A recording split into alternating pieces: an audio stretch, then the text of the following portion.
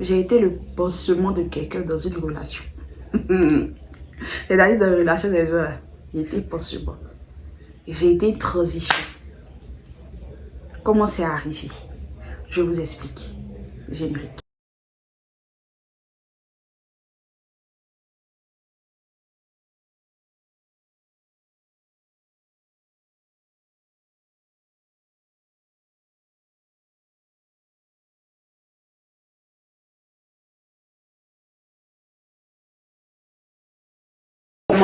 Très content de vous retrouver pour cette nouvelle vidéo et pas des moindres, première story time sur ma chaîne YouTube.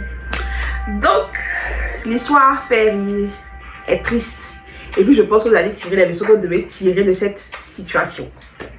Donc on remonte en 2019. 2019 a été l'année où j'ai passé les épreuves du bac, où j'ai obtenu mon bac par la grâce de Dieu. Et puis en pendant cette année là, je faisais partie du mouvement scout. Donc pour ceux qui ne savent pas c'est quoi, c'est un mouvement chrétien qui fait partie de l'église, généralement qu'on trouve à l'église catholique. Les musulmans aussi pratiquent le scoutisme. Mais en tout cas, dans cette période là, je faisais partie des scouts, j'étais scout et tout. Et je rencontre le gars en question lors de camp, parce que lui aussi il était scout et il venait par moment faire des réunions avec nous. Mais avant que les choses commencent, quand je le voyais aux réunions les samedis, parce que les samedis je tenais les réunions où il y avait la formation et tout, quand on se voyait, il me disait absolument rien. Je le trouvais mystérieux, je le trouvais un peu calme, mais bon, pas plus quoi, pas plus. Donc on devait recevoir nos foulards. Voilà, il y avait la cérémonie de foulard. Et la cérémonie de foulard, c'est la cérémonie qui marque en fait le passage d'une branche à une autre. Donc une branche, c'est un peu comme une branche, c'est la façon dont le groupe scout est organisé. Et la branche correspond à une tranche d'âge. Donc quand tu fais quelques années dans une branche et que tu passes à une autre branche, on a la cérémonie de foulard. Voilà. Donc avant la cérémonie de foulard, généralement, on fait des camps de football. Ils appellent, je sais plus comment ils appelaient ça. Et j'ai participé au camp. Cette année-là, j'ai participé au camp et tout. Et le gars était là, on va l'appeler Paul. Donc Paul était présent et tout. Et moi je ne parlais pas avec lui, on s'était jamais adressé la parole, on ne se parlait pas. On avait des amis en commun, mais franchement on ne se parlait pas. Donc le camp c'était toute la nuit, donc on a fait une mini veillée. Et puis le lendemain on faisait la messe. Et là maintenant on pouvait nous donner nos flights. Donc quand la nuit vient, je m'y rends. Et après, il y avait l'animation et tout. Et moi, je m'épuise vite. Donc, à un moment, j'étais fatiguée. Je suis allée dans une salle. C'était à l'église et c'était à l'intérieur de l'église. Je suis allée dans une salle.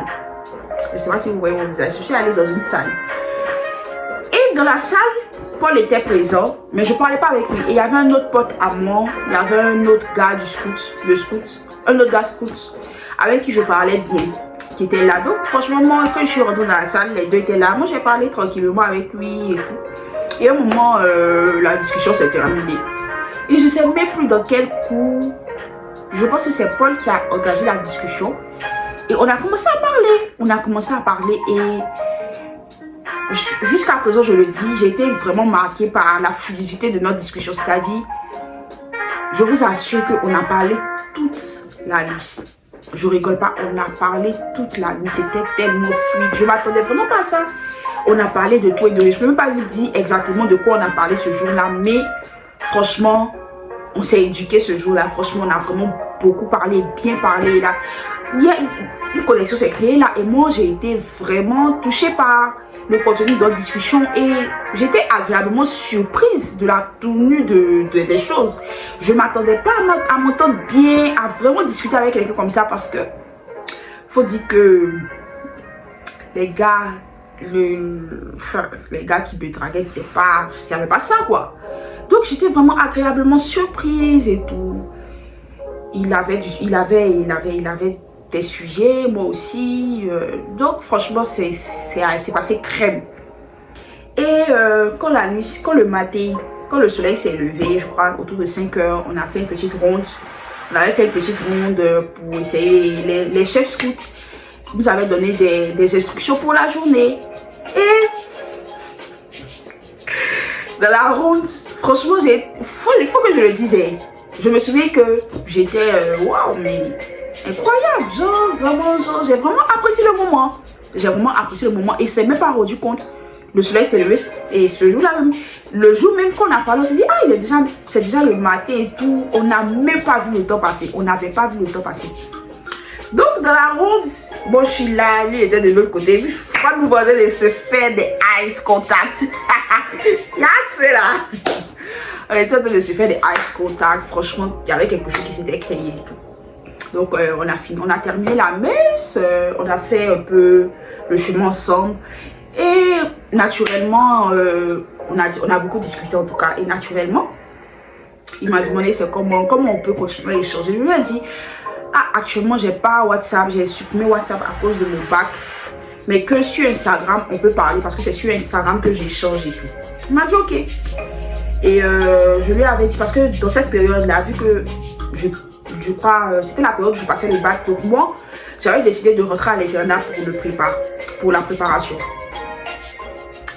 Donc je lui ai dit, ah moi je rentre à l'internat et tout. Il semblait être peiné en mot. Oh, mais tu rentres à l'internat, comment on va faire pour parler? Et tout, je lui ai dit, enfin, on va parler, on va, quand je vais sortir, on va continuer à parler. Mais moi je rentre à l'internat. Et j'étais quand même contente de cette rencontre parce que c'était une belle personne. Donc, je rentre à l'internat, je rentre avec mon téléphone que je garde, je fais attention parce que on interdisait les téléphones, mais nous on savait comment on cachait ça. Et on échangeait beaucoup sur Instagram. Et je crois, avant que je rentre à l'internat, il m'avait écrit sur Instagram. Et quand il m'a écrit sur Instagram, on a échangé un peu. Et je lui ai demandé, ah, est-ce que tu es en couple? Retenez bien. Est-ce que tu es en couple? Il me dit non, que ouais, je suis plus en couple. J'ai été en couple pendant longtemps, mais je suis plus avec elle.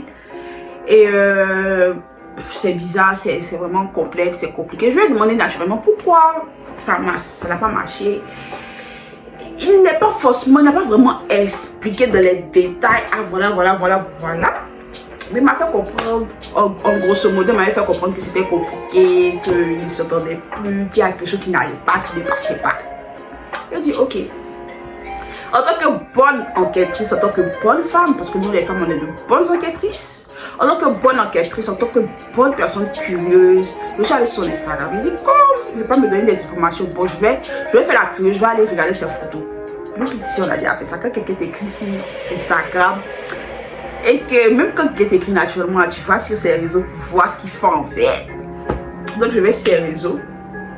Et je ne sais pas si dans ces commentaires que je suis tombée, en tout cas, je ne sais pas comment j'ai fait. Mais je suis tombée sur le compte Instagram de son ex en griffe. Donc quand je suis tombée sur le compte Instagram de son ex, je regarde ses photos de très jolie fille. Quand je regarde les photos de la fille, je vois une photo des deux.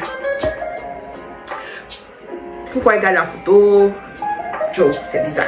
Et je voyais tant d'années, quand même, je crois 7 ans. Donc je disais que je vois 7 ans, je voyais 7 ans, ils sont tout amoureux sur la photo. Je me dis, mais je commence à douter, mais attends. Tiens, 7 ans, c'est pas 7 jours, hein, c'est pas 7 mois. Est-ce qu'on peut passer autant, aussi vite d'une relation de 7 ans? Je commence vraiment à me poser des questions, quoi. Donc je pense que je lui ai écrit ce jour-là pour lui dire, ah mais déjà ta copine je la connais. Et effectivement je la connaissais de visage, vu qu'on était dans le même lycée à l'époque, mais juste qu'elle avait une classe de plus que moi. Et ça me fait bizarre. Bref, donc j'ai essayé de me rassurer là-bas et tout. Donc je rentre à l'internat, et à l'internat c'est avec lui que je parlais. Vraiment, je parlais beaucoup avec lui. Il était devenu un réconfort même. Il était devenu un réconfort moral, un soutien moral. Lui aussi passait le bac. Il avait repris, c'était je crois sa 2e année, quelque chose comme ça. Donc moi aussi, je lui disais, ah, en fait tu vas avoir ton bac. faut bosser. Vraiment, la motivatrice, quoi. Vraiment, très fidèle à moi-même. Donc, on parle beaucoup, on parlait vraiment tout le temps à l'internat. Et moi, ça commençait à prendre une grande place dans mon cœur. Il commençait vraiment à prendre une grande place dans mon cœur. Et moi, ouais, ce qu'il faisait sur WhatsApp, moi, il était déconnecté. Et il me dit une fois que, ouais, parce que je lui ai envoyé mes photos. Il me dit une fois que, ouais, que lui, il a mis ma photo de... Il aime vraiment la photo qu'il a mis. Il a mis cette photo-là en photo de profil. Il a dit, oh, qu'est-ce qu'il prouve? Moi aussi, j'étais aussi là. Qu'est-ce qu'il prouve et tout? Je me dis, si, j'ai mis la photo que les gens m'ont posé des questions, tout ça là. Bref, j'ai dit que j'étais ma crush. Ok. Donc, on parle. Mais il y a un truc que je tiens à dire. Parce que quand j'étais à l'internat, je crois, à quelques jours des épreuves, ils avaient organisé un grand temps de prière, un homme de Dieu qui était venu pour prier pour nous et tout. Et quand je me souviens que quand il lui a dit que je m'en vais prier, il était un peu froid face après la prière. Donc, ça m'avait vraiment particulièrement touché. Il m'a dit, toi tu es bougnon, c'est quoi? Bougnon pour ceux qui savent pas, c'est sorcier. Donc, ça m'avait vraiment touché. On continue à parler. Je sais qu'à la veille du bac, on n'a pas... En tout cas, il était vraiment là. Donc, je commençais à réellement m'attacher à lui. Commençais à l'aimer et tout. Parce qu'il était vraiment là et comblait un vide émotionnel. Et je me souviens qu'à cette époque, mon anniversaire était vraiment tombé. J'ai composé après mon anniversaire et je célébrais mes 18 ans. Donc, il me dit, ouais, que je vais venir, je vais t'envoyer quelque chose et tout. Il dit, mon frère, pardon, reste où tu es. Non, je voulais pas. Et puis en plus, il connaissait certaines personnes de ma promotion. Je voulais vraiment pas m'afficher. Je voulais pas m'afficher. Pardon. Je ne veux même pas créer de problème de TKP. C'est même pas si. Même si tu as vraiment quitté ta copine, je sais pas quel est son état d'esprit. Je montre les histoires de. Sincèrement, moi, je ne peux pas me retrouver quelque chose dans lequel je ne peux pas me retrouver. Moi, les choses de la honte comme ça, il n'aime pas. J'évite à tout prix. On est tout pour venir lutter. Non, je ne suis pas de ça. J'ai rien à prouver que ce soit. Faut prendre. Bref, donc, je finis de composer. Je crois, on parle. Je lui reprochais de ne pas être présent parce que il va faire toute la journée, il ne va pas te parler, il ne va pas te répondre. Comme par hasard. Après, il ne savait pas où. Il me disait que non. Donc moi, il me reprochait ça. Mais on ne parle pas de la journée. Qu'est-ce qu'il y a? Non, il s'est occupé. Bref. Donc, j'obtiens mon bac.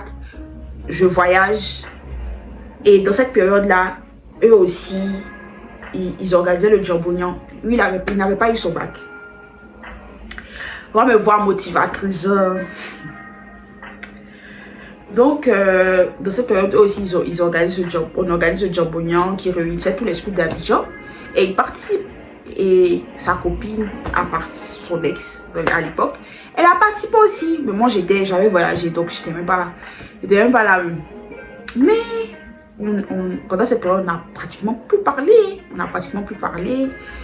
Et moi, quand je suis revenue de voyage, je crois, eux aussi, ils revenaient du camp. Et ma cousine était pote du cercle d'amis de la fille.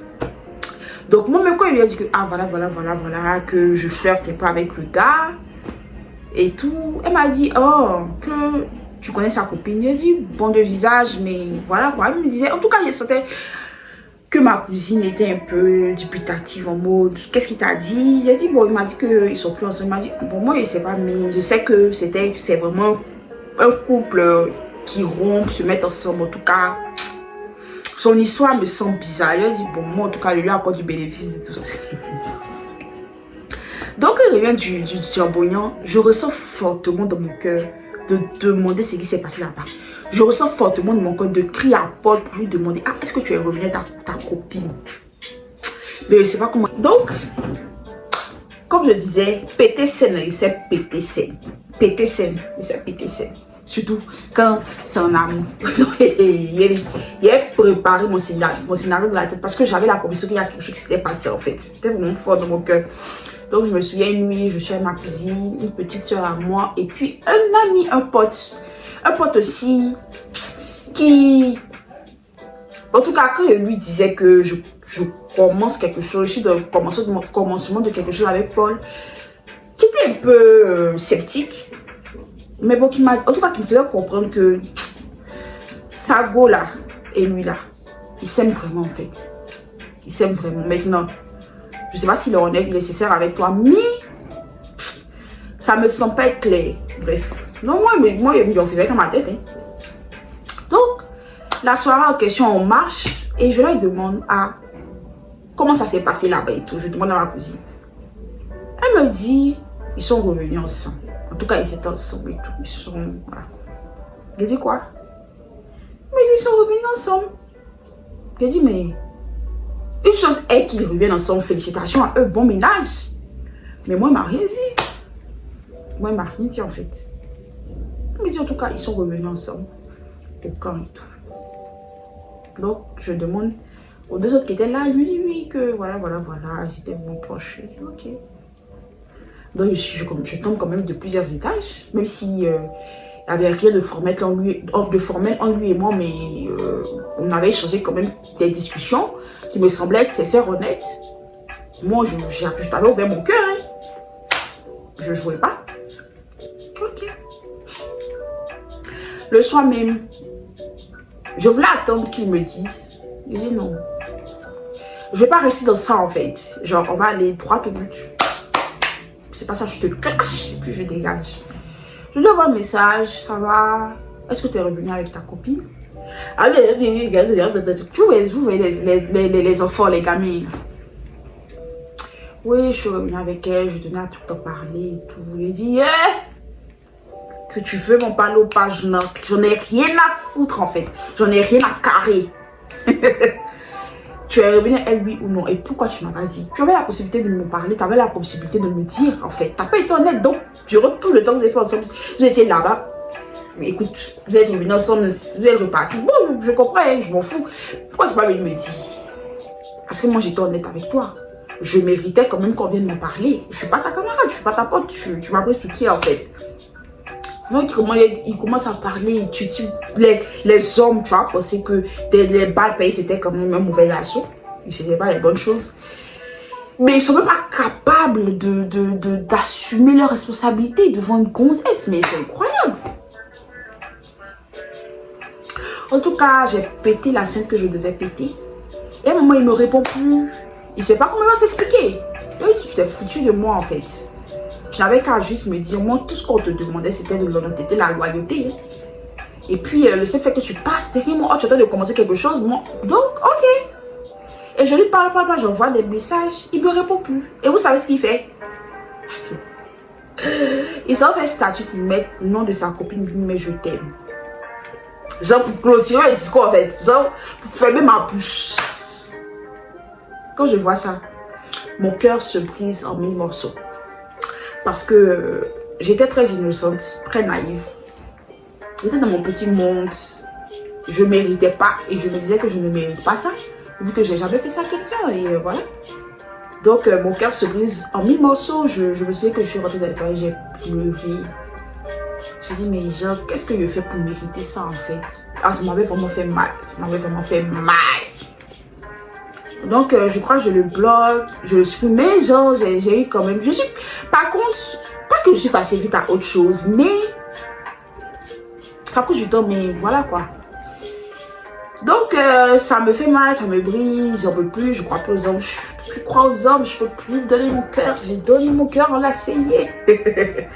Bref.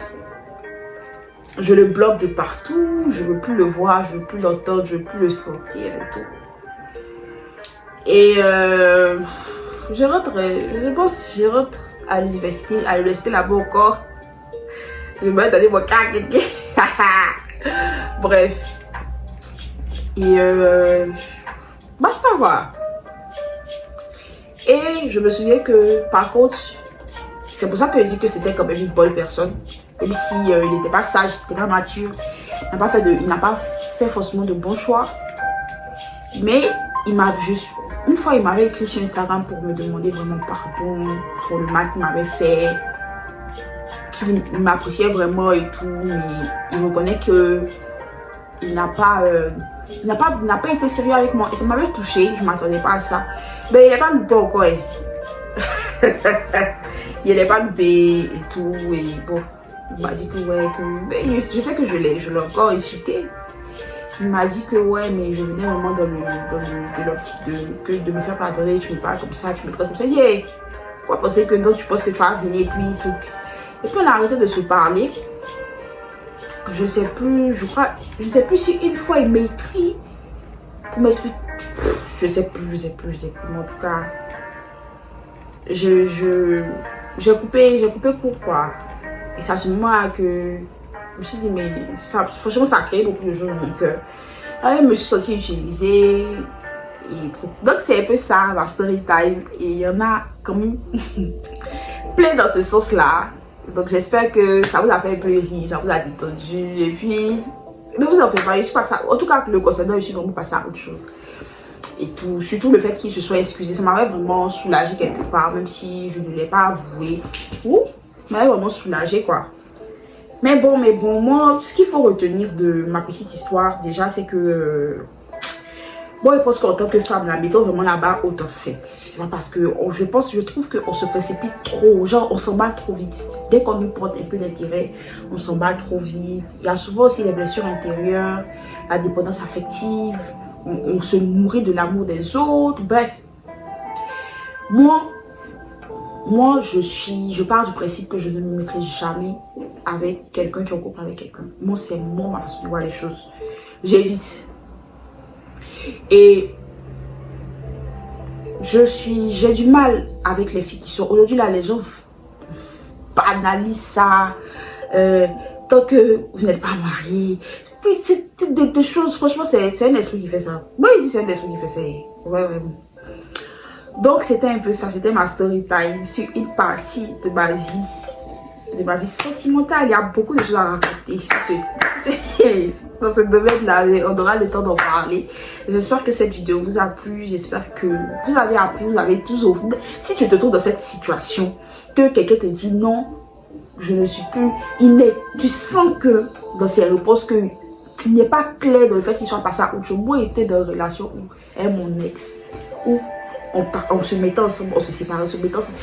On ne s'est jamais vraiment séparé parce que moi, je coupe totalement les ponts avec elle. Donc, franchement, assurez-vous, avant de commencer, de vous donner, de donner votre cœur, de laisser la personne rentrer dans votre cœur, assurez-vous que ce soit vraiment terminé avec son ex. Assurez-vous de ça, sinon vous aurez mal. Parce que je suppose que quand on aime quelqu'un, on reste avec la personne. Si je n'aime plus la personne, je coupe les ponts avec la personne. Et n'acceptez jamais d'être le deuxième bureau, la deuxième option. Si tu te plais à être dans ça, c'est qu'il y a un souci. C'est qu'il y a un souci. C'est que toi, il y a un souci. Parce que on est fait pour l'exclusivité. On est fait pour être avec une seule personne. Pas deux. Et ne négligez pas ça. Parce que ce que vous tolérez aujourd'hui, là, ça va être quelque chose que vous allez normaliser demain. Arrêtez. Donc, voilà. J'espère que ça vous a plu encore une fois. On se dit à très bientôt pour une peut-être prochaine story time. Le mois prochain, je vais voir. Jusque là, portez-vous bien et je vous fais plein de bisous.